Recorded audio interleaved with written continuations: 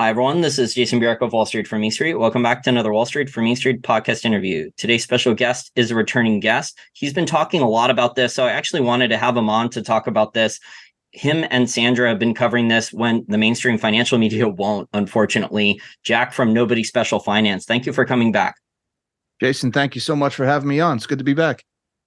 So, Jack, we're recording this interview on Monday, September 25th, 2023. I want to ask you about Nvidia. So I'm seeing all this stuff all over Twitter. Kind of reminds me of some of the stuff that I was reading about many years ago on Tesla Q, whether it's true, whether it's not. But the mainstream financial media is just ignoring it. I think they called you like a Twitter conspiracy theorist, you and Sandra, Twitter conspiracy theorists, and that was it. Probably the crisis management team from Nvidia probably played a part in that, harassing them to say it. But why don't you just talk about some of the stuff that's been happening, a timeline and a summary of some of the stuff that's been happening with Nvidia and the red flags? Sure. So, obviously Nvidia just reported at the end of August a fantastic quarter. I think it was on August 23rd, massive revenue beat.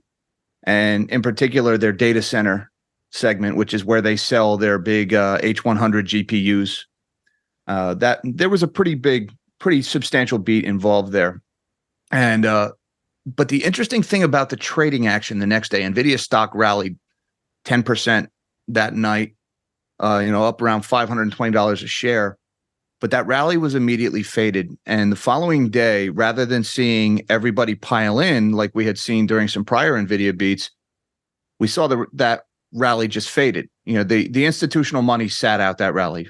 Retail piled in, they FOMO'd in, and then the big money was selling all day long. And Nvidia ended up closing up a couple of pennies on the day, but there was basically a massive earnings beat and no net gain in share price. So it really had the hallmarks of a pump and dump the way it traded the following day. And then I was on Twitter and I came across a tweet from Samantha LeDuc, who is the founder and chief investment officer of LeDuc Trading. And she was doing a long thread that pointed out that the size of the beat in their data center segment was $2.3 billion. And that number precisely coincided with this company called CoreWeave, which is one of NVIDIA's customers, who had just landed a $2.3 billion line of credit. And it was very interesting because this company nobody's ever heard of, they came out of nowhere, this company CoreWeave, all of a sudden, they're able to borrow $2.3 billion. They hand all that money right over to NVIDIA, and that money corresponds with the exact size of NVIDIA's beat in data center. And the even more interesting thing about that is that line of credit was collateralized by those same chips that they were buying with that line of credit. So they borrowed money to buy chips using those same chips as collateral. This company nobody ever really heard of. There's so many red flags in that last sentence or two. That sounds like kind of normal vendor financing, except what they were allowed to post as collateral. That's just unheard of for most companies. Yeah, I mean, circuit cards don't exactly hold their value over many years. I get that, this is fantastic technology, but it's not like this thing's going to hold its value. Most technology is obsolete within 2 or 3 years. And let me just preface by saying most of the criticism of my work recently has been, okay, boomer, you just don't understand the technology. These things are so great and there's so much demand for them. I'm not arguing with the demand for them, and I'm not arguing how good the technology is. And I've actually heard from some very well-informed, intelligent people who say this is just about the most sought-after piece of tech in the world right now. Nobody can get their hands on it. Everybody wants it. And that just raises the question, why CoreWeave? Who is CoreWeave? And so I interviewed Samantha LeDuc. I invited her to come on. She was gracious enough to accept the invitation. She's sharp as a tack. She is really, really good. And, she was talking a lot about it. And it really looked like all of these players, this line of credit, it was led by Magnitar Capital and Blackstone. There was other players like PIMCO, Carlyle, BlackRock were involved. But really all the people that are big NVIDIA shareholders are loaning this money to CoreWeave for the purpose of handing it back to NVIDIA. Well, NVIDIA is trading at 38 times sales, so this is blowing up NVIDIA's share price, and then these big companies just turn around and sell the stock. They get their money back the next day, just on retail pumping up the share price. Wait, you're saying that there was massive, so these large firms, and some of them are private equity vultures, but these are also institutional investors. So you're saying that their net ownership of the stock of Nvidia is down enormously then? We won't know until the 13Fs come out at the end. But I can tell you, retail was piling in, and you could just look at the message boards and everything on Twitter about that big Nvidia earnings beat, CNBC. They were just glowing like, schoolgirls at a Beatle concert. Everybody was piling in right after that earnings release. The stock jumped up 10%, and then it just faded all through the next day. And that has all the hallmarks of the institutional trading desk just selling it the next day as retail was piling in. So the market cap for Nvidia, you mentioned the price to sales, and it got astronomical, one of the highest, I think, of any I think even higher than the 2000 tech bubble. But didn't the market cap get to $1 trillion or more? I think it was $1.5 trillion at one point. I mean, it's down substantially now since those highs. But yeah, I mean, it was approaching $1.5 trillion, which is just incredible. And it's still over $1 trillion. Now, so this company CoreWeave is buying all these chips, and thousands of them, thousands of these cards with billions of dollars. I decided to go look at this company. And the first thing that lit me up about CoreWeave was when I looked at their website, is all of their founders, none of them were tech guys. Now, the Wall Street Journal's writing puff pieces about this company, CoreWeave, the New Jersey startup that's taking on the giants of Silicon Valley, making them seem like they're these, socially awkward, last one picked a gym class tech guys. They're not. They're all hedge fund guys. Two of the three founders used to run a hedge fund together. Before that, they were Ethereum miners. And before that, they were trading in carbon credits for a company called NatSource Energy. And so I start looking into these guys. And the more I find, these guys have nothing to do with technology. These guys have nothing to do with cloud computing. These guys are financial engineers more than anything. That was, of course, back when the founders and the directors and the senior team were still shown on CoreWeave's website. CoreWeave has since stripped all that information from their website. You can't get that anymore. They took it all down. But even more interesting than that, I went back and I started looking at CoreWeave's history of where their money was coming from. Follow the money is the first thing. And the more I looked into where the money CoreWeave was using to buy these GPUs, that's when it got really interesting, because let me just take you through some of the timelines here. Now, this company CoreWeave started as a company called Atlantic Crypto Corp in New Jersey in 2017. They were Ethereum miners. That's after they shut down their hedge fund. But they run this Ethereum mining company. And then in October 28th of 2021, they file a patent with the U.S. Patent Office for the word CoreWeave. All right. Now CoreWeave is born October 28th of 2021. 2 weeks later, they got $50 million from Magnitar Capital. Now, this was a $1 million crypto mining outfit. They changed their name to CoreWeave. 2 weeks later, they get $50 million from Magnitar Capital. That seems a little odd to me, but I keep moving on. I keep doing my research. Sounds like Hunter Biden type stuff. it did seem a little odd, didn't it? Now, about a year later, November 10th of 2021. Oh, I'm sorry. About a year later, November 30th of 2022, ChatGPT gets released and AI mania officially begins. That was November 30th of last year. A week after ChatGPT was released, CoreWeave gets another $100 million from Magnitar Capital. A few months go by. April 20th of 2003, CoreWeave gets another $221 million. $111 million of it comes from Magnitar Capital. And also involved in this one, Nvidia themselves are now getting in on it. Nvidia sends a few $1 million, takes a stake in CoreWeave. So we're seeing this pattern here. Magnitar gives money to CoreWeave. CoreWeave gives money to Nvidia, driving Nvidia earnings higher. But that wasn't the end of it. Another month later, May 31st, 2023, CoreWeave gets another $200 million from Magnitar Capital. They're just shoveling money into these guys every few months. Here's another few $100 million. And then ultimately this culminates on August 3rd when CoreWeave received that $2.3 billion line of credit. That, of course, was organized by Magnitar Capital, along with Blackstone, who owns a stake in Magnitar Capital. So now I'm saying, all right, obviously all of CoreWeave's money is coming from Magnitar. There's other players involved along the way, including Nvidia themselves. But what is special about CoreWeave? There's nothing special about these guys. They're not tech guys. They're hedge fund guys. There's only two things unique about CoreWeave. Nvidia will sell them these GPUs, and Magnitar Capital will give them the money to buy it with. That's the only unique thing about them.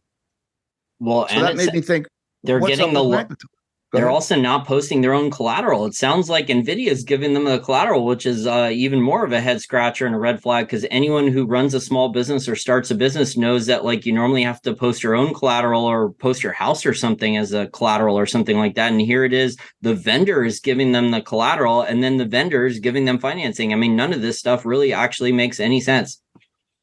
Well, there is a phenomenon known as round tripping, or round trip transactions. Some people call them lazy Susans. And it's a phenomenon. It's kind of like barter, where a company sells an unused asset to another company while at the same time agreeing to buy back or lease back the same asset at the same price. So that, the asset kind of makes a round trip. Now, there's not really any economic substance happening there, but you can report this as a series of transactions that look like sales or look like an investment. And so the net result is the earnings move higher in a big way. So remember, Nvidia is a growth story, so they need that growth to maintain that share price. But is the Securities and Exchange Commission, do they consider what you just described, is that considered accounting fraud? It is generally considered to be a violation of the substance over form accounting principle. Whether or not that's accounting fraud, I mean, this is one of the things that took down Enron, took down Wirecard, CMS Energy. I mean, we've seen this before. Whether the SEC doesn't prosecute it every time, like every other financial crime, especially when they're too busy trying to take over cryptocurrency and do nothing about naked short selling of meme stocks. But it made me wonder about Magnitar in general. Like, why would Magnitar just constantly be handing them money? And so I did a little bit of research into Magnitar, and man, was I blown away by this. I had never heard of this before. Something called the Magnitar trade. And if you ever Google this, it's called the Magnitar trade. ProPublica has done a fantastic article about this. Everybody probably remembers the movie The Big Short. I'm guessing most of your viewers have probably seen it. There is a memorable scene in The Big Short where Steve Carell's character, Mark Baum, who's based on Steve Eisman in real life, he's having dinner with this Asian guy who's the manager of the CDOs, the collateralized debt obligations. That guy, that scumbag CDO manager, was based on a real life character named Wing F. Chow, an actual living, breathing guy, Wing Chow. Now, Wing Chow was the guy who was assembling the CDOs, and then Merrill Lynch would sell them to unsuspecting investors. But Magnitar Capital was also involved with Wing Chow, because Magnitar Capital was telling Wing Chow what bonds to put inside the CDOs. In particular, Magnitar Capital made sure that inside the CDOs that Wing Chow were assembling were the most high-risk, terrible investments possible. In other words, they made these things into landmines for retail traders to step on, because while Magnitar Capital was helping Wing Chow put these CDOs together and make sure they fail, Magnitar was betting against them by buying credit default swaps on those same things.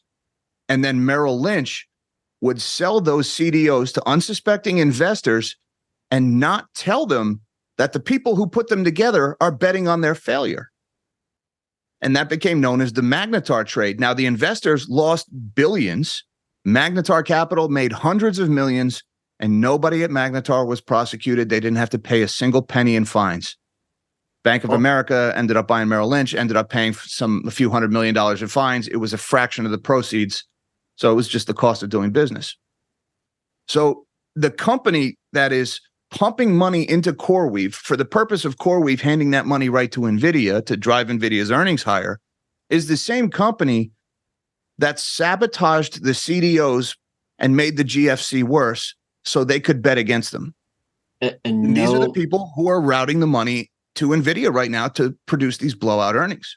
and no senior bankster went to prison in 2008, 2009. That's actually one of the main reasons I woke up and started my YouTube channel. My grandmother, the retail investors that you said lost all that money, that billions, my grandmother, before she passed away, she lost over 50% of her retirement nest egg. When my grandfather passed away, she was sold a bill of goods by the stockbroker, lost hundreds of thousands of dollars on sold on mortgage-backed securities and all that stuff. Real estate investment trust is safe, and it was down 90% by the time my dad and I had a chance to look at it after my grandmother passed away. Yeah. And that, Jason, that story repeats across the economy. If people didn't, die outright penniless, people delayed retirements. And so they had some of their golden years stolen from them because they couldn't retire after the GFC. And these guys made a fortune doing it. They got away with it.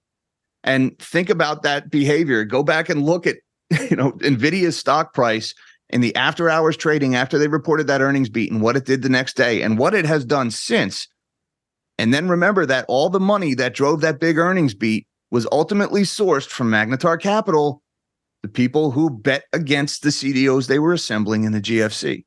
Well, the mainstream financial media, Jack, is falling all over themselves to talk up Nvidia. They were doing the same thing with Sam Bankman-Fried at FTX prior to the fraud being unveiled, and they're hardly covering any of the stuff that's coming out now about all the criminal charges and all that stuff. So, I mean, the mainstream financial media, you're not going to get honest, in-depth coverage. Very rarely you're going to get accurate and fair investigative research and journalism covering anything like this. I mean, I'll get to the media in a second, Jason, because they do play a role in this. I mean, we talked about Magnitar. We didn't even talk about Nvidia's history. I mean, Nvidia has a history of this is the most important fraud. This is the most important part, Jack, because I mean, you were telling me about the story from 2018 just before we hit record here. They withheld from investors information about how much of their sales were being driven by crypto mining in 2018. They withheld vital information that crypto mining poses a risk to their earnings. And of course, when the price of crypto collapsed in 2018, Nvidia's sales and their stock price collapsed along with it. And Nvidia had to pay $5.5 million to the SEC to settle, of course, while admitting no wrongdoing. But they had to settle with the SEC for inadequate disclosures, kind of like they haven't disclosed anything about what a risk this CoreWeave company is to their earnings right now. But that's just the most recent one. All the way back in 2000 to 2003, NVIDIA's CFO, her name was Christine Hoberg, she actually committed financial reporting fraud because she withheld information. She overstated their earnings by 15%. What she did was she had a company, they cut a deal where one of their suppliers would underbill them for cost of goods sold. And then she cut a separate agreement that said basically NVIDIA would overpay them in the following quarter to make up for the underbilling in this quarter. And that way their earnings would look bigger this quarter. They could keep the growth story going a little longer and, they'd pay back later. Well, they made that in two separate agreements. And then the CFO, Christine Hoberg, she withheld that second agreement from NVIDIA's auditors because they never would have signed off on that report if they had seen that, that is fraud. And so when they got caught, she had to pay, it was like a $600,000 fine to the SEC. But that financial fraud caused NVIDIA to overstate their earnings in 2000 by 15.3%. And Jensen Huang was the CEO of NVIDIA back then. So this company has a documented history of financial accounting fraud under the watch of the current CEO. Now, maybe Jensen Huang thinks we're stupid enough to believe he didn't know anything about that, or maybe he's incompetent enough that he really didn't know anything about that. I find that hard to believe. But either way, he's still in charge. The other bad part of this, Jack, is when you bring up the history of these securities and exchange frauds. And the most recent fine was in 2022. So people can just go and look up 5 minutes of Google search, go and look up Nvidia SEC fines, Securities and Exchange Commission fines. There was a very large one paid out, I think, in 2022 that's going back and talking about how they were how they had basically committing borderline accounting fraud. I know if you speak to a hedge fund manager, they will say it's technically a lot of these large cap companies, especially the tech companies, they don't commit technically accounting fraud. It's a gray area. They call it quote unquote aggressive accounting. And what a hedge fund manager that maybe has a degree in accounting and an MBA or a CPA degree, on top of that, like some type of graduate degree or CPA certification, they'll say the accounting for these large publicly traded companies just gets more and more aggressive each decade. But then you have the Securities and Exchange Commission. They're not prosecuting most of these companies. I mean, at best, what they're paying a tiny amount of fine where they don't even admit the guilt. They're paying the people that committed these crimes, and they basically are crimes. They're paying a tiny fine. No one's going to prison, and they're not even paying the fines with their own money. They're using shareholder funds to pay the fines and the legal bills. And the fines are usually a fraction of the proceeds from the illicit activity. So it's really just the cost of doing business. Yeah, I mean, the Wall Street banks have made a business model out of this with market manipulation for decades.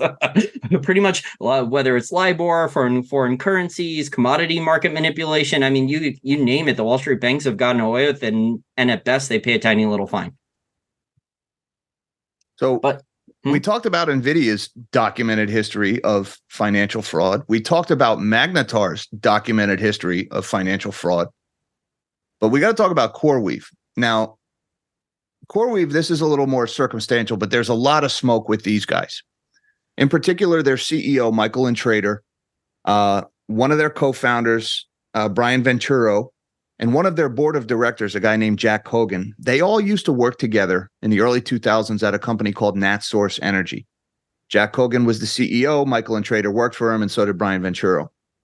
And NatSource Energy was the biggest player in the carbon credit market.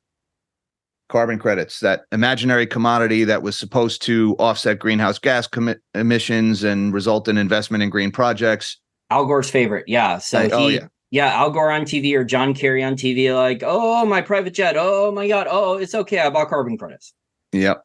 Yeah, exactly that. So NatSource was the biggest player in carbon credits. They were leading the charge for cap and trade here in the U.S. And Jack Hogan made some testimony before the Senate in 2000, and he was asking for things like he requested a mandatory cap and trade program with a flexible compliance framework, which basically says, hey, Congress, force companies to buy my product and then give me very lax rules governing my conduct. And then he says, allow companies to bank carbon credits for future use, which is him saying, let me sell derivatives of carbon credits, like carbon credit futures. Let me financialize my products so I can manipulate the prices of these things. And then he says, allow us to do business to minimize cost, allow us to use carbon credits to fund projects overseas, namely in poor countries with cheap labor, cheap land, and a lot of dirty money looking for a place to hide. All things that Interpol warned in 2013 that made carbon credits fertile ground for financial crimes all across the world. In particular, a crime called transfer mispricing that involves a company buying carbon credits. Say you have a European polluter that needs to buy carbon credits, and say NatSource wants to sell them to them. Well, first, NatSource has to set up some shell companies because NatSource doesn't want to pay any taxes on this, and they want to underpay the poor countries, and they want to charge as much as they can in Europe. So they start a couple of shell companies. One shell company would, say, pay for a project in Peru or maybe a project in Africa, and they would lowball, they would underpay. And then they would sell those carbon credits to another one of their shell companies in the Cayman Islands, for example, hypothetically speaking, of course. And they would sell it for big bucks to this company in the Cayman Islands. Now, all of the profits are now being booked in the Cayman Islands, where conveniently there's no taxes and there's also very lax financial laws. And then the company in the Cayman Islands would finally sell that carbon credit into Europe for basically the same high price, booking no income at all and paying no taxes in Europe. So you end up with, there's development in impoverished countries is being stifled because they usually buy land and they tell farmers you can't grow anything on it now because carbon, because climate. So growth is stifled in poor countries. No taxes are paid in the poor countries. No taxes are paid in the Caymans. None are paid in Europe. And it turns out there was a report not too long ago in the journal Science that says 90% of these carbon credits were actually created new carbon emissions, that they didn't even actually accomplish anything. Some were actually net negatives for the climate. And it turned out that NatSource Energy, in particular, Jack Hogan, who's one of the directors of CoreWeave now, and Michael and Trader, who is the CEO of CoreWeave, that these guys were setting up shell companies in the Cayman Islands to trade carbon credits. And I found this in something called the Paradise Papers, which was this big leak of this law firm in the Cayman Islands. It was similar to the Panama Papers, which got a little bit more press. And it exposed where all the wealthy people from around the world were hiding their money and dodging taxes, in this case, in the Cayman Islands. And the guys who run CoreWeave, the company who is pumping Nvidia's earnings right now, had a network of at least 20 different shell companies set up in the Cayman Islands when they were trading carbon credits. And the only reason we know about this is because of this leak called the Paradise Papers. You've done some really good detective work here, piecing these things together. Unfortunately, Jack, with ESG policies, carbon cap and trade will just be part of this. And governments want to spend even more, trillions more. There's a lot of Democrats and people out there that want to increase government spending on the Green New Deal, on ESG, but I call it the energy spending grift, because just the amount of waste, fraud, corruption, and abuse. And honestly, at this point, the stuff I know about rare earth mining and all the radioactive byproducts with either uranium or thorium when you mine rare earths, and all the chemicals and stuff that needs to be separated and turned into something usable, I don't think solar and wind are renewable. No, they're filthy. They're filthy. And they don't work 80% of the time when the wind's not blowing, or, night, the sun goes down. Well, they have to be replaced. The wind turbines and the solar panels have to be replaced more often than the people that are selling them want to admit. Yep. So, think about this as a whole, the CoreWeave guys, right? You've got carbon credits, you've got shell companies, you've got crypto mining. What are the common denominators between those businesses? It sure as heck isn't cloud computing. I can tell you that. It sure as heck isn't artificial intelligence. I don't know. Maybe Nvidia and graphics cards. I'm just thinking off the top of my head here. I could tell you there's a lot of people who are looking for ways to maybe make their money look a little properly sourced than it might have actually been. And carbon credits and shell companies and cryptocurrency are great ways to accomplish that, aren't they? Well, especially when FTX is down for money laundering, right? Circumstantial. Especially because they haven't gotten a new FTX 2.0 up, right, for the new versions of money laundering. Exactly. So think about this in a whole, like the whole thing. We've got Nvidia with their history of financial accounting fraud. We've got Magnitar Capital with a history of deliberately sabotaging investments for the purpose of betting against them and selling them to retail traders, which almost mimics exactly the trading pattern of Nvidia after its big earnings beat. And in between these two companies is this company CoreWeave, who is being portrayed in the press as these groundbreaking tech visionaries, when really they're just hedge fund guys who will take money from anyone and anywhere they can and do whatever with it. These guys who cut their teeth in cryptocurrency and carbon credits and trading through shell companies. There's an awful lot of smoke here. And there's a Pulitzer Prize videos. There's a Pulitzer. Sorry to interrupt you. There's a Pulitzer Prize here for an investigative reporter or investigative journalist that actually wants to dig and write a book about this. I have pleaded with the press, Jason. I've pleaded with them. And by the way, I've heard a lot of people make similar comments about this is fantastic detective work and what amazing investigative journalism, right? I got no background in journalism. I'm just a guy with a home office YouTube channel, and I found all of this stuff in less than an hour of Google. All I did, I went to CoreWeave's website and I found the directors' names and I found the executives' names and I Googled them and I went to their LinkedIn pages and I looked at where they used to work and where they're getting their money. Less than an hour. I mean, making the videos took days, but I can't, all this stuff. That I'm Jack, just the that only hour, one who looked, Jason. That hour of investigative work is an hour more than the mainstream media and the mainstream financial media do, because a lot of times they're handed a script, or the producers or the advertisers, big pharma, the Wall Street banks, or whichever political party they're on, if it's Fox News or CNN or the mainstream media, whichever political party their team is on, and they're paid to push a narrative, or they're paid to do a pump and dump. So that's where they're, and then the problem, if you have friends in the media, and a lot of my friends, I used to be friends with Michelle Caruso-Cabrera and used to speak to her a lot, and she's off CNBC, and a lot of them have left because they don't do honest coverage anymore. I mean, they forced a lot of the honest, hardworking ones that tried to like investigate stuff like this. There either was no budget or you're threatened to be fired. Now, not only will the press not look at this, they're actively working against this story. It's anti-journalism. Now, after this went viral, because it didn't do much on YouTube, because my guess is Google stock probably wouldn't do too well if Nvidia stock crashed either. But on Twitter, this blew up. The 3 or 4 videos I did on this, starting with the interview with Samantha LeDuc, they got about 2 million views combined. So this did really well on Twitter. And so some analyst, and I use the term loosely, some analyst writes some note, a research note, and it's feigned indignation. Oh, I can't believe I have to write this research note. And it basically says, don't get your investment advice from Twitter randos. So that's nice. Personal attacks in the headline. Did they disclose if Nvidia is an investment banking client? They didn't disclose much of anything. All right. All they did, it was real heavy on personal attacks against myself and Samantha and some of the other guys involved in the headline. There was one point in some of the Twitter threads and some of the discussion where we mixed up BlackRock and Blackstone, which literally everybody has done at some point in their life. And it also doesn't matter because both BlackRock and Blackstone were involved in this $2.3 billion line of credit. Wow. But they focused on that. They never mentioned anybody by name.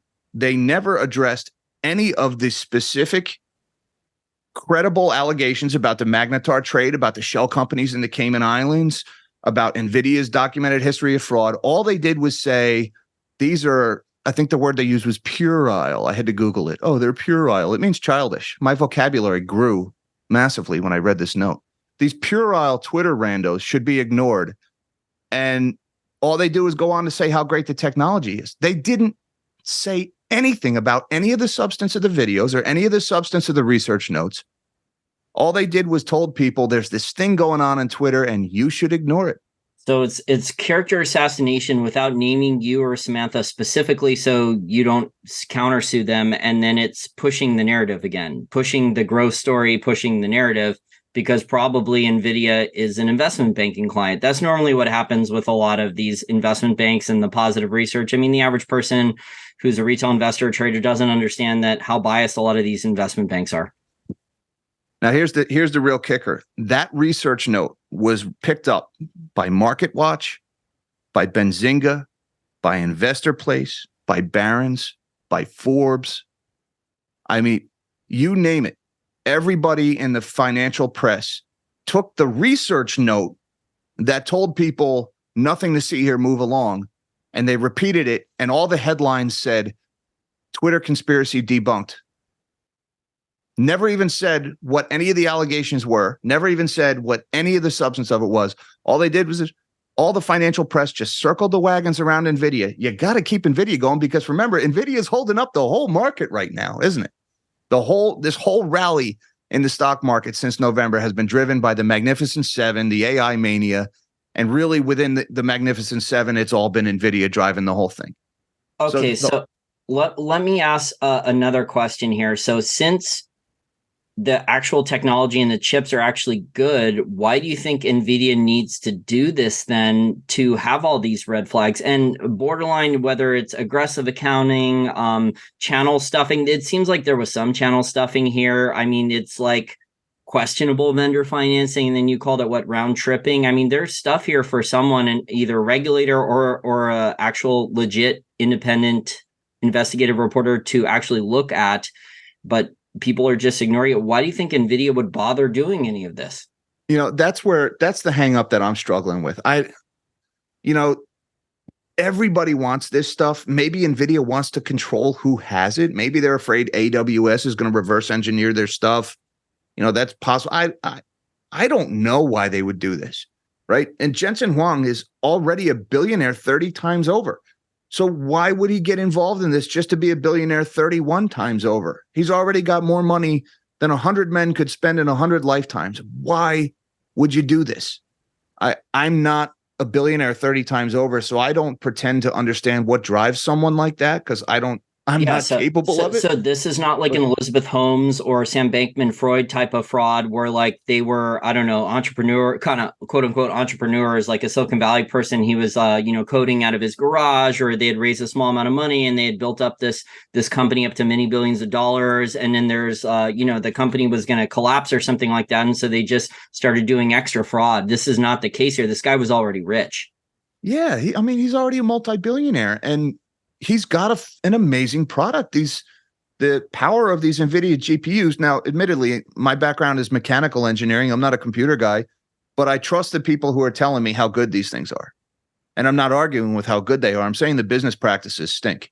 Something doesn't smell right here. And the players involved, if you've got the best product in the world and everybody wants it, how come you're surrounding yourself with the biggest dirtbags in the world, Magnitar Capital? Why do you need to take the money from the people who made grandma poor on purpose to get rich themselves when everybody else will gladly step up and buy your product? That's what I don't understand.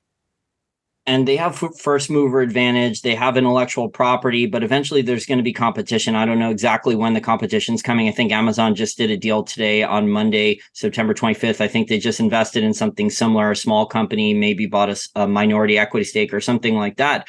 But the other red flag I see here, and this is someone who just looks at financial statements and financial history, is the net insider sales. So yeah, the stock, they're beating earnings.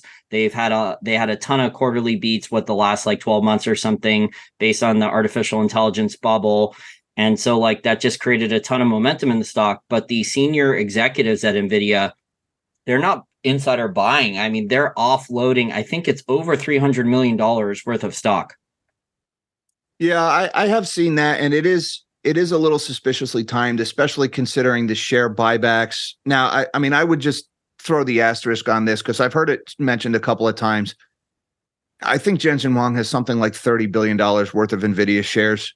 So if he's selling personally $50 or $60 million, anytime a senior leader is selling shares, it's suspicious. But if he was really just up and cashing out, like totally pumping and dumping, he'd sell a heck of a lot more than he's been selling. So is he the main seller, or are there other people that aren't as rich as him and then they're selling like 50% or 60% of their net worth of stock to go buy mansions or something?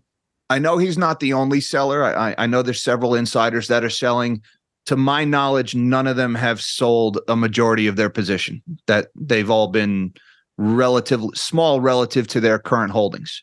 Oh, okay. Because if it does add up to a few $100 million, it is a lot that they've sold. Yeah. So, I mean, if someone was selling, I don't know, 50, 60% of all their ownership of the stock, that would be another big red flag. But we haven't seen that yet. But the total amount of net insider sales is a red flag. Now, it depends what they're doing with the buybacks, because we were discussing this before we started recording. A lot of the large cap tech companies, they actually get away with this. They don't expense their options, their stock options. So that makes their profit margins look better and their free cash flow numbers look better.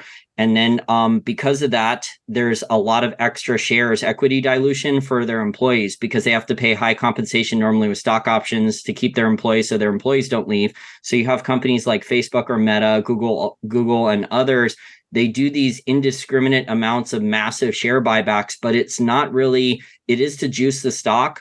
But they're not buying with the share buybacks to buy the stock because they think the stock is cheap. They're doing the share buybacks with debt to number one, juice earnings, and then number two, to soak up all of those extra stock options that they had to give out to employees to keep them, to compensate them. And then the employees cashed out the stock options, and the share buybacks are to soak up those stock options so the long-term shareholders don't panic about the amount of stock dilution. And the large cap tech companies have been doing this over a decade now. So, I mean, it sounds a little bit like them using retail investors as exit liquidity, doesn't it? Bingo. Bingo, but isn't that what an IPO is for now? I mean, an IPO used to decades ago, if you're a company and you were actually doing an old school IPO, you'd go raise the funds and you're going to be like, well, we're going to create a new product. We're going to build a factory here in the United States. We're going to create jobs. We're going to create a new product. We're going to grow. It's going to benefit the economy. But that's not what IPOs are for now. IPOs are, like you said, they're for exit liquidity for the senior executives, the angel investors, the venture capitalists that are investing in all those funding rounds to dump it onto retail investors after the lockup period expires. So, guys, just take a step back from this whole thing. You've got a company with a history of fraud, and its earnings are being driven by a company with a history of doing business in some very sleazy sectors of finance, like cryptocurrency, like carbon trading, and using shell companies to move in and out of it. And they're being bankrolled by you said mortgage-backed security. You said they were also selling mortgage-backed securities and CDOs? Well, that's Magnitar Capital. The CoreWeave are the guys who were doing the carbon credits and the crypto mining through the shell companies. Magnitar Capital are the guys who are bankrolling CoreWeave. They're the ones who are sabotaging the CDOs during the GFC while betting against them. And just to give you an idea, during the GFC, the average CDO had about a 65% failure rate. The Magnitar CDOs had a 90% failure rate. Magnitar made sure these things failed. And if you're a hedge fund manager, that's the pool you wanted to bet against with your out of the money puts or your short positions. Yeah. So, I've caught a lot of flack because people are just saying, oh, you don't get the technology, you don't get the science. And I just, amazing technology and amazing science and innovation and sleazy business practices, they're not mutually exclusive. They can coexist in the same company, and they can coexist with the same people. And the fact that all of these cockroaches are congregating around Nvidia, and I haven't even mentioned Tether and Northern Data. That story just broke last week. That another company that's buying hundreds of millions of dollars of GPUs from Nvidia is this company called the Moon, like they're trolling you with the name. Well, that ended up being a joint venture between Tether and Northern Data Group. I mean, it's like all of the biggest dirtbags in finance are congregating around this company like flies on a pile of cow manure. People need to know this because right now retail is piling into this company, and everybody owns this company in their 401k, whether they realize it or not. Every one of these funds, these growth funds, everything, they're all overly exposed to Nvidia. And it really looks like right now people are just being lured in while the big guys are getting ready to cash out. Well, thank you for doing this work. It sounds like the mainstream financial media and investigative reporters should be doing this, but unfortunately the last 10, 15, 20 years, we're just not in a society now where the business model of the mainstream media and mainstream financial media has changed so drastically that they either won't spend money on a budget for this, or their advertisers won't approve it, or the producers won't allow anything like this on the air. Yeah. And let me just throw in the last caveat. I have no position in Nvidia, neither short nor long. And any journalist who wants to look into this, anybody who hears this, I will, on a silver platter, I will give you all of my notes with all of the links in it. Everything that I found, I will hand it to you on a silver platter. I have the document ready to go. I've already sent it to 2 other journalists who have not done anything with it. Anybody who wants it, you can have it for free. I just want this story out there. People need to know this is going on. So it's just crazy. The people that used to look into this stuff won't look into it. Even when handed to them, and not just won't look into it. There are more people in the press that are actively trying to squash this story. It shakes your faith in humanity, Jason. It really does. This was really bugging me. I'm not gonna lie. Well, unfortunately, Jack, I think really since 2008, I think the system collapsed, in my opinion, based on all and I've been doing this for over a decade now, almost 15 years. Interviewing, researching. I've interviewed Ron Paul almost half a dozen times, spoke with him and his chief of staffs off the record. I've interviewed them too. I've spoken with them. They actually got to see the bank bailout documents because they got both political parties to approve the 2011 one-time partial Fed audit. the system basically collapsed in 2008 and 2009, and all the bailouts, all the rules changes. I mean, they allowed the bankers to get the senior bankers at all these places to get away with fraud. And you described just a tiny little portion. If our listeners want to either have more details about this, they can go and read the book by Michael Lewis, The Big Short, or watch the movie. The movie is entertaining that they did on The Big Short. The book actually has all the details. I read the book years ago. But the stuff they got away with, the banks are getting away with, they're manipulating so many different markets. I think they just pay fines now for manipulating foreign currencies, LIBOR. I think one banker is doing 6 months of prison time for gold and silver manipulation. It's just truly astonishing. Yeah. Well, I still hold out hope that somewhere out there is a journalist that's willing to at least look. Just look. Well, I think the next one people are going to be talking about, and we'll talk about this before we wrap up the interview here, is who is buying the U.S. Treasury bonds, because the record amounts of budget deficits, and we're on a pace for over 1.5 trillion per year in budget deficits from Congress and from the White House. And who's going to buy the U.S. Treasuries now that China, Japan, and Germany aren't buying? Well, I mean, isn't that the broker dealers? That's part of the privilege of orchestrating those trades, is at the end of the auction, whatever's left rolls up into them, right? They have to buy it. So the banks, and what are the banks going to buy it with? Your money. So who's going to buy all these treasuries? You are. Or the Fed's just going to create more reserves, and then the banks are going to buy more, and it's maybe they'll have to change the laws that the banks can't buy that many trillions, though. So if China, Japan, Germany, if they're selling treasuries and the size of the budget deficit, and in the next 12 months, Jack, I think the estimates are 7.6 trillion of U.S. Treasury debt needs to be rolled over or extended in just the next 12 months at much higher interest rates. I don't think the banks, obviously, there's 5 or 6 too big to fail banks in the U.S. They can't absorb that. Honestly, if the Fed keeps rates at these levels, the damage is already done. I've already spoken with some bankers about this for months now. I mean, they're in extend and pretend on the loans for commercial real estate. There's a lot of problems with the regional banks. Those are the smaller banks behind the scenes. They have tons of bad loans and losses on bonds. Same thing for insurance companies. It's a real mess out there. And then we have the stock market and Nvidia that's defying reality, economic reality. Well, the commercial real estate, we've got bank earnings start up in about 2 weeks here, mid-October in the U.S. Watch those little banks, because if commercial real estate, and some of the numbers I've seen, something like 90% of maturing commercial real estate loans are to some degree or distressed, either extended pretend or going into special servicing, if not just outright defaulting. Almost 90% of the maturing commercial real estate loans are doing this now, which means we'll hear about it when these small banks start reporting earnings in a few weeks, because most of the CRE debt in the U.S. is sitting on the balance sheets of small banks. Yeah, I agree. The regional banks, Jack, they're loan books, and it's not just commercial real estate, although they have the largest percentage of commercial real estate relative to their loan book. Some of these regional banks have over 50%. And only 3 or 4 years ago, they were applauded for that because they weren't taking the cheap mortgages and they weren't taking some of the other riskier stuff. But now, because of the higher interest rates, the inflation, the pandemic restructuring the economy, a lot of people are working from home, and there's not the need for as much commercial real estate and office space. These regional banks, Jack, are sitting on literally their entire loan books, and their old bond portfolio are minefields.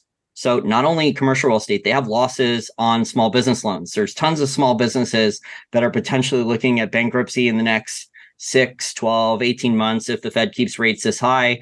They have losses on subprime auto loans. Even regular auto loans are going to start having problems, credit card debt, any of the stuff that's a private loan to the consumer or small business at these interest rates. Yeah. And, when loans default, money is destroyed. And right now, the appetite for money is stronger than it's ever been. The demand, largely because of government borrowing. That's why interest rates are going up right now, because the Treasury keeps issuing new supply of government bonds. So what happens when we run out of money to borrow? The Fed has to reverse quantitative tightening, and the Fed has to reverse the interest rates at these levels. And then the Fed's balance sheet is going to go from 8 point something trillion, $3 trillion, something like that, after selling around 500 billion assets. It's probably going to be double. It's probably going to be double faster than people think. Of course, that's like I honestly, like, if you go and listen to the interview I did with the DC insider Albert from a couple days ago that I told you about before we started recording, I mean, off balance sheet on special purpose vehicles, the Fed's balance sheet, and he speaks to a lot of higher ups here in DC. He has a lot of good connections. Might be 12 trillion or more already. Unbelievable. Well, this is unfortunately, Jack, what they get away with when you have the world reserve currency and you have fiat currencies, and then the Fed has to bail out what European banks and the euro dollar and the derivatives market, and then you have fractional reserve banking. So you have all this stuff, and then the Fed is the main in charge of all the bailouts. And then so anytime there's a crisis and a bunch of banks in other countries fail, or commercial real estate or residential real estate blows up, or insurance companies, then the Fed has to go in there and do secret bailouts. And they've been getting away with this a lot, especially since 2008 going forward. Well, all the prior times that they did the pivot to the monetary expansion and the balance sheet expansion in order to stop the deflationary crash, they didn't have the inflation problem heading into that. I wonder this time around, can they still do that? They'll try. They'll probably try again. But at risk of sounding cliche, this time it's different. We have high inflation to begin with. So if they do a great balance sheet expansion, they're going to open up a whole other can of worms, aren't they? The other issue is, despite the high nominal interest rate, so any retail investor, or even China, Germany, or Japan, anyone who's any country who's running a trade surplus can go and get 4.5% on a treasury, quote unquote, risk-free. These large countries are not large net buyers of treasuries. So that's the other major issue. You don't have the large net buyers of treasuries from foreign countries and foreign central banks that were happening in the past. So those countries instead are diversifying away from treasuries. They're ignoring the yield that they could be getting. It's retail investors. They're probably going to be selling it pretty soon too, right? Japan, the yen is at about 148, almost 149 to the dollar right now. So well, I'm sorry, 147, 148. I mean, they're probably going to start selling U.S. treasuries again pretty soon here. Well, the Fed already anticipated that this could happen years ago. So what they did to try to stop this is they set up 2 permanent repo facilities, a domestic one for secret bailouts with real estate investment trusts. And it doesn't even have to be banks for the domestic repo facility. And what they take as collateral for repo loans could be, I think they're going to keep changing the rules on that. And then the other one is the permanent repo facility for foreign central banks. And that, I think, is to stop China, Japan, some of the other emerging markets, some of the other countries that may have sold massive amounts of treasuries. Instead, this permanent repo facility, you post the treasuries as collateral and you get the dollars. And so if this country needs to either defend their currency or buy oil or whatever they need the dollars for to convert to their own currency or to buy commodities or something, they don't have to dump all their treasuries. It's just posted as collateral at the permanent repo facility. And then the Fed can probably just buy those treasuries and sweep them under the rug, and most people won't even notice. And they'll probably let them borrow at par value like they did with the bank term funding program, so they don't have to market to market. Oh, they can. Oh, I'm sure the definitions will change of what they can post as collateral. So people aren't aware of this, but what the Fed started taking in the 2019 repo crisis as collateral, I mean, they were taking the most toxic sausage that was worth 10 or 20 cents on the dollar, and they were loaning it out at par too. So that is very similar to what happened back in February or March with Silicon Valley Bank when they set up the BTFP. The BTFP is, I think, at record high. So that's a large amount of shadow liquidity that's also helped prop up the stock market. Besides Nvidia, the other shadow liquidity program, Jack, is the FHLB. You do not hear the mainstream media talk about that. Is the FHLB. That thing, I don't know. I haven't looked at it in the last couple of weeks, but it got up to 1.3 trillion. You know, the interesting thing about the FHLBs is it shot up to over $1 trillion. It took a big step down in the last update. It came out a week or two ago. It dropped by about 200 billion.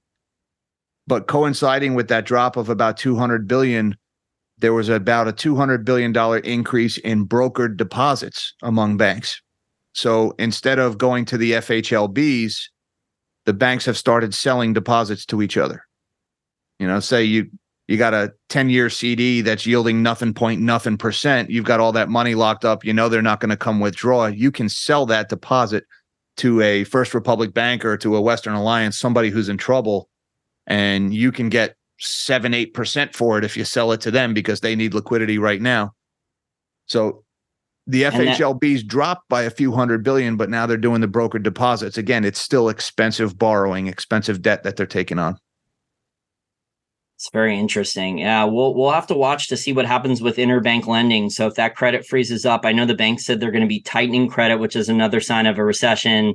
Even though we have Goldman Sachs saying the recession risk is down, I think we're very close to seeing the lag effects of these high rates. We're going to start to see a lot of things break in the next 6 to 12 months, depending upon what the Fed decides to do. If they keep rates at these levels, or if they panic when, I don't know, the first major bank or at least medium-sized regional bank starts to fail again. But they're already supposedly calling behind the scenes. They're asking, they want exact numbers. The Federal Reserve Bank is asking for exact numbers of loan book for the regional numbers banks. Of what? I'm sorry. There was a leak on Twitter a couple weeks ago where they were Federal Reserve Bank was supposedly calling all the regional banks, and they wanted exact percentages of loan book for regional banks, what percentage they had for commercial real estate and how much of the loan book was already like failing. So they wanted these numbers down so they could keep track of it better. So they're trying to figure out how big the problem that they're going to need to bail out is. Well, Janet Yellen normally doesn't tell the truth, and she's normally wrong too, but she actually did, I think, tell the truth once back like 6 or 7 months ago. She said there's going to be a lot more bank mergers.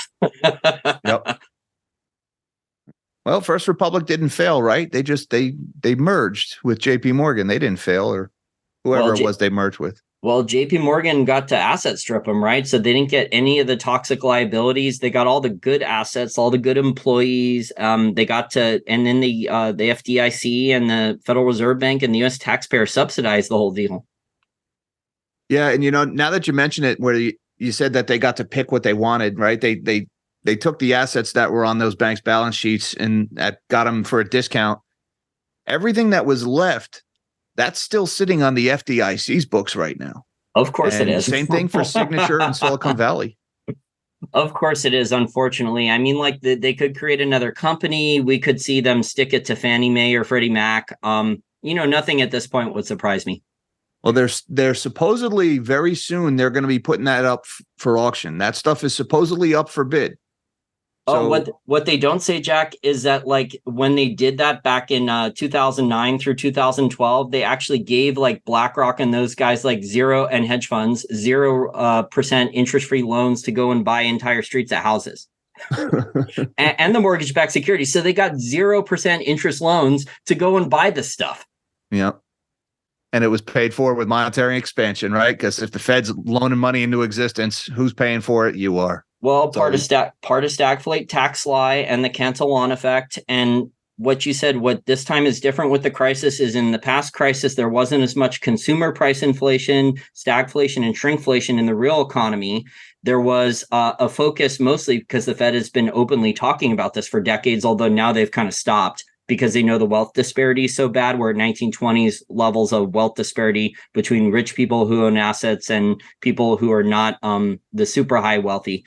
But they intentionally created asset price inflation for the last, I said 2 or 3 decades since the Alan Greenspan Fed and the Volcker Fed ended in an Alan Greenspan and Volcker started lowering interest rates. And the policy has been inflate stocks, bonds, and real estate. Yep. And you've seen the wealth gap explode as they've done that. There's a lot of reasons for that. Maybe I'll come on your show and talk about stagflate, tax lie, and the Cantillon effect. I hear a lot of people wonder why there wasn't higher consumer prices, but they're actually the people in power here in DC and the Wall Street banks were actually very good for a couple decades at directing most of the monetary inflation. It was either exported out of the United States via currency wars that Jim Rickards explains in his 2011 book, or it was intentionally directed towards asset price inflation. Wow. Well, I really enjoyed our discussion today, Jack. If my listeners want to follow your excellent work, and you're doing a wonderful job at your YouTube channel, I really have to applaud you for this. Hopefully you're not attacked too much. for this. Hopefully it's just a few random spammers and trolls on either Twitter or X, on YouTube, some random names that were created, some spam accounts or something. Hopefully they don't go after you too much for this, for trying to expose the truth. Oh, I want them to. Oh, bring it. Come at me with that weak garbage. Are you kidding me? When I saw that, I was foaming at the mouth. I'm not foaming at the mouth. I was, having a Pavlovian response when I saw that research note from that wannabe analyst calling me a Twitter rando. That's how I knew I was over the target, when they came at me with that weak sauce. I hope they come at me again. Well, what they probably didn't say was he probably got nasty phone calls and emails at like after midnight from his manager at the bank and from the public relations company Nvidia hired, and an Nvidia senior executives to put something out. So he probably put it out like half awake and didn't have a chance. So the stuff that goes on behind the scenes at these investment banks, and then the corporate spin, I mean, they're monitoring social media. These large companies, if there's anything on social media that makes them look bad, they'll hire a crisis management team at a public relations firm, and they'll pay extra. Yeah, I think Nvidia stock is down something like 16 or 17% since that analyst wrote that research note. So, Stacy, if you're listening, good job, bud. Anybody who paid attention to you, they're down 16%. Keep up the bad work, brother.